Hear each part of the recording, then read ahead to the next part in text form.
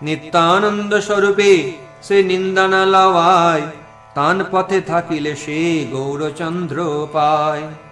হেন দিন হইব কি চৈতন্য নিত্যানন্দ, দেখিব বেষ্টিত চতুর্দিকে ভক্ত বৃন্দ।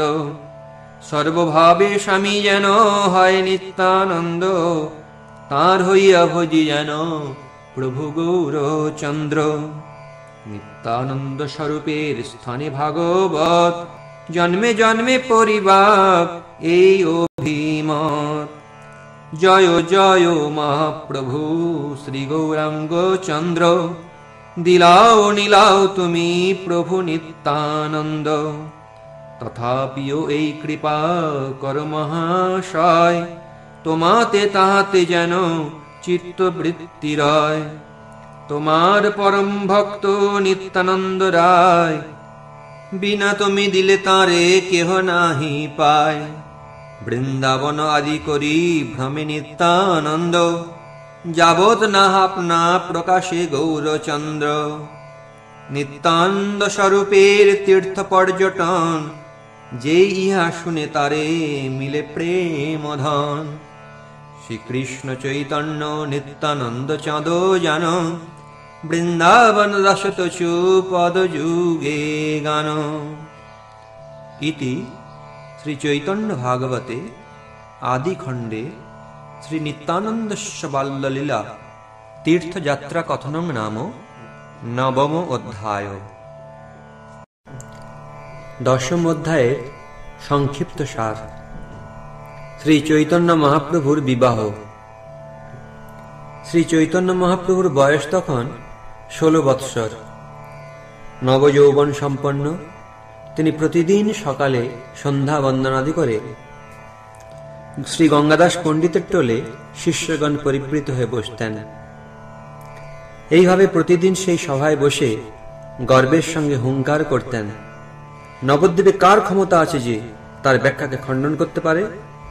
তিনি শিষ্যদের ব্যাখ্যা খণ্ডন করতেন, পুনরায় স্থাপন করতেন। নবদ্বীপে হেন কেউ ছিল না যে তাঁর কাছে পড়তে আসত না, কিন্তু মুরারিগুপ্ত কখনোই আসতেন না। শ্রী চৈতন্য মহাপ্রভু তাকে সর্বদাই ঠাট্টা বিদ্রুপ করতেন। বৈদ্য মুরারি ব্যাকরণ কেন পড়বে? রোগীর রোগ নির্ণয়ে ব্যাকরণ শাস্ত্রের কি দরকার? মুরারিগুপ্ত শ্রী চৈতন্য মহাপ্রভুর অহংকারের প্রতিবাদ করে বলতেন, হে পণ্ডিত, তোমার এত অহংকার কেন? তোমার কি ব্যাখ্যা দরকার আমাকে জিজ্ঞাসা করো। তখন শ্রী চৈতন্য মহাপ্রভু মুরারিকে জিজ্ঞাসা করতেন, তোমার আজকের পড়া ব্যাখ্যা করো। মুরারি যা ব্যাখ্যা করতেন, শ্রী চৈতন্য মহাপ্রভু তার ব্যাখ্যার খণ্ডন করতেন। এইভাবে তিনি তাঁর প্রিয় ভক্ত মুরারিগুপ্তের সঙ্গে ব্যবহার করতেন।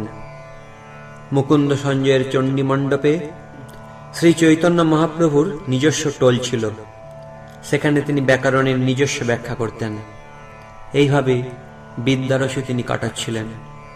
ওদিকে শচীমাতা পুত্রের যৌবন দর্শন করে বিবাহের জন্য সর্বদা চিন্তা করতেন।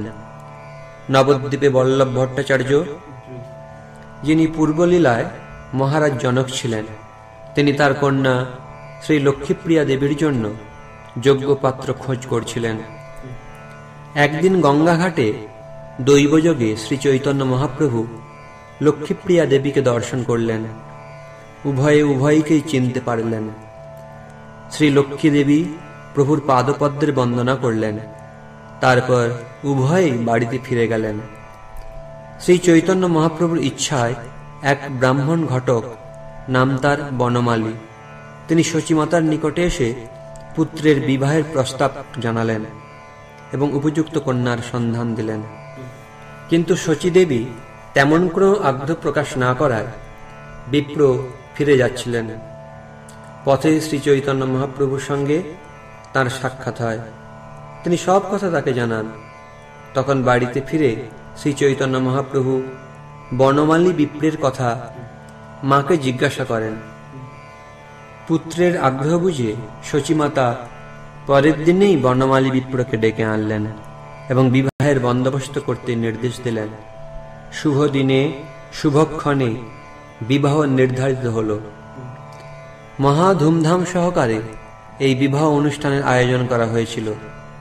দেবতাগণ, দেববধূগণ মনুষ্যরূপ ধারণ করে এই বিবাহ অনুষ্ঠানে অংশগ্রহণ করেছিলেন।